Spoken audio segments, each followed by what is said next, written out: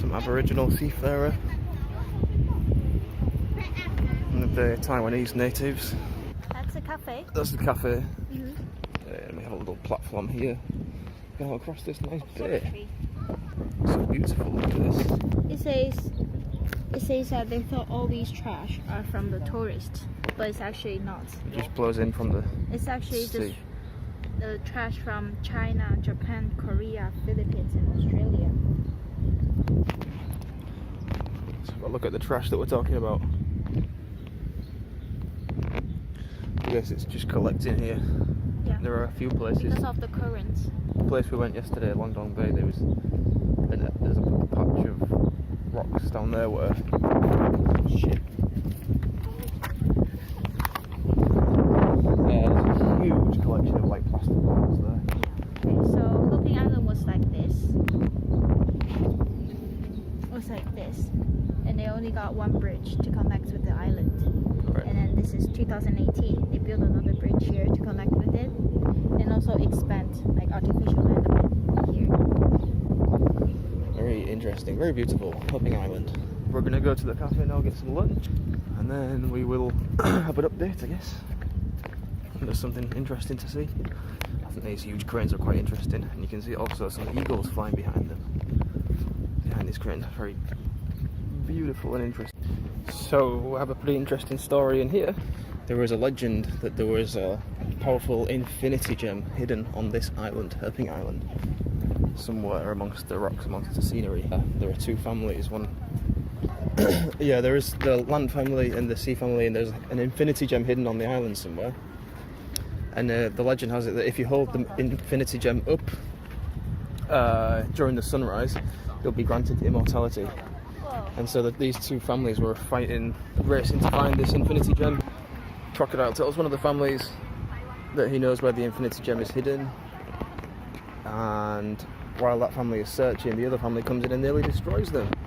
And then comes an emperor, or a pharaoh it says, comes over and tells the families that he'll help them as long as they coexist peacefully.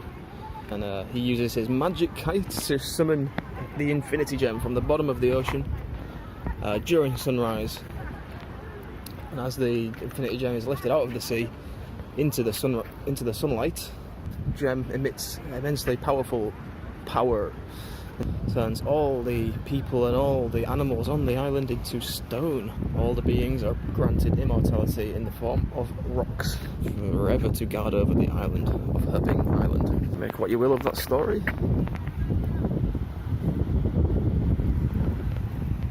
Maybe immortality isn't such a good thing.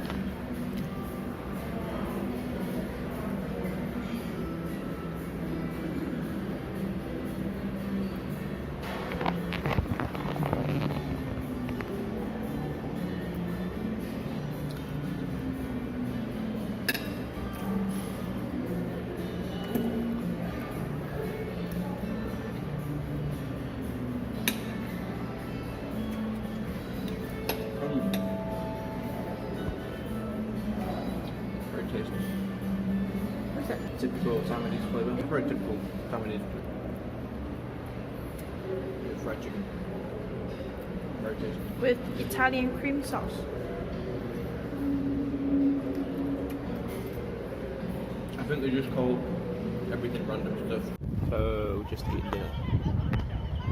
Oh, lunch. Sorry. That's Keelung Island. That's Keelung Island, apparently. Right out there. I always miss. Over here we can see another little pillbox, another little machine gun box. Imagine being stationed out there. Imagine that being your base. Stormy winters night, imagine being stationed out in that little tiny box. Ooh. That won't be very comfortable. And let's go get hiking. Hiking trail, that's where we're going to go next, so catch you later.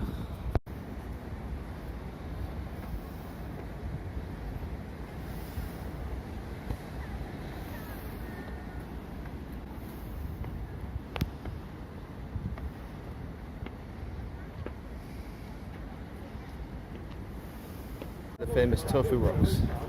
They're said to contain the fabled infinity stone. Huh. Apparently. And then over here we have mushroom rocks. Lots of mushroom rocks. Lots of mushroom rocks, as you can see. So those are carved by wind, and these are carved by the waves. The raw power of the ocean. Amazing.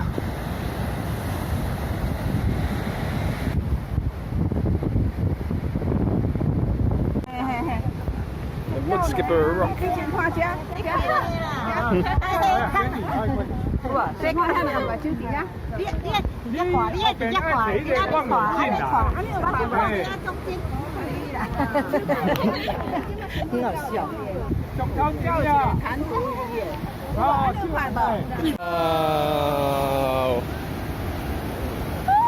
Oh my god.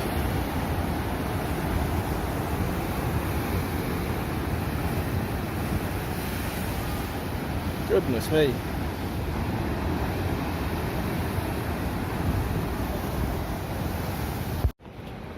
It's a pavilion. Oh.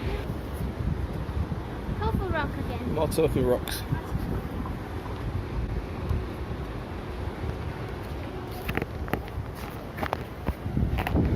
Cool. Oh, another little bunker down there, look at that. Over there too. Another Do you see bunker a map. ribbon? No, it's like a religious ceremony type of thing. Oh, really? Okay, the ribbon there, yeah, but what about the bunker next? The big concrete yeah, block that's a next to it. bunker. Is that a bunker? Yeah, okay. Apparently there are a few old structures from various people who've been on Heping Island. One of them is a Dutch cave, where the Dutch inscribed something in Dutch within the cave, but it's now been weathered by the rocks, by the weather even. Weathered by the weather, yeah.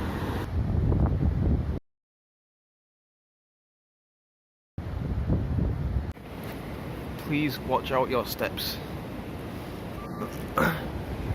Classic.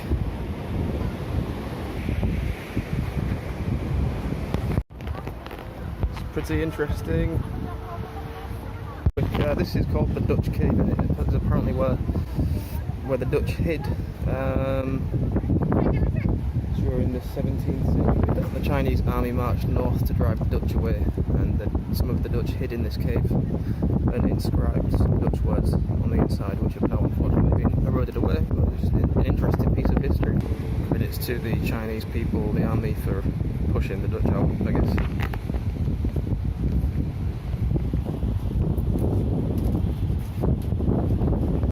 So this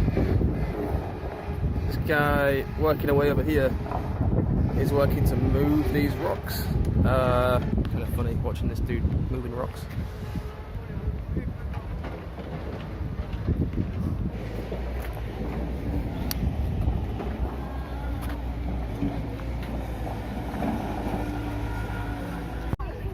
Some Aboriginal seafarer. One of the Taiwanese natives. What does the inscription say? So there were some Okinawa people, living. Japanese settlers? Yeah. Okay. Like 560 people. What year? 1905. There were like wars between Dutchies And Japanese? and Japanese and Taiwanese. Oh, it's Taiwanese. They're not Japanese.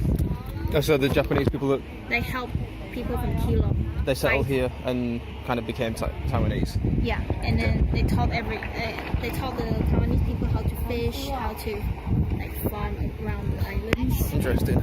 So they were like Taught them families, some- and then they also helped with the war, and they died, and then this is a monument. So this is for the Japanese. Yeah, for the The- Okinawa. So we have an inscription here. I guess this is the Okinawa, the Okinawan, which would be the Ryukyuan. Here. Ryukyuan, yes, thank you.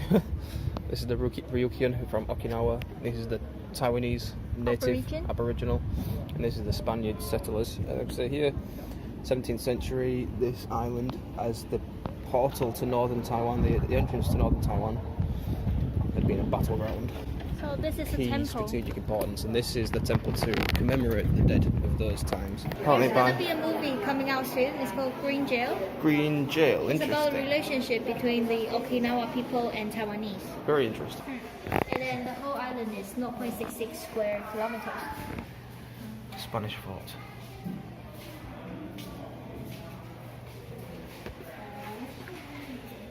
Spanish here, 1626 to 1642. Yeah. And 1626, May 16, the Spanish had a ceremony of them conquering us.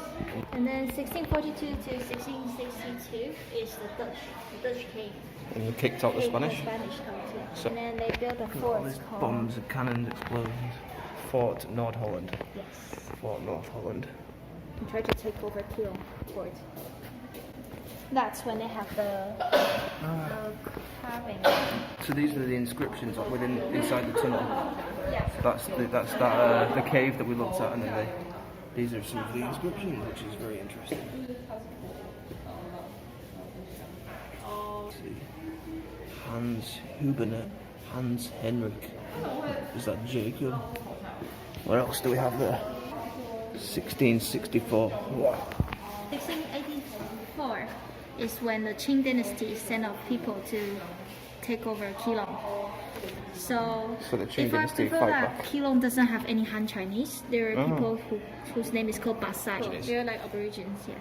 And then Han Chinese came in, and then Aborigines got Chinese-sized. China-sized, I guess. 19th century, and during the Qing and French War, 1884 to 1885, French was in Keelung for 8 months. And then after that, it was 1895 to 1920 is the Japanese colonial period. So that's okay. Oh, wait. The end of World War II, there were Americans bombing Taiwan, and this island got bombed. And the reason why they changed the name to Heping Island, it was called Shiliao Island, is because they wanted peace to come. Yeah, Mandarin's peace. Heping means peace, so they wanted peace to come to the island.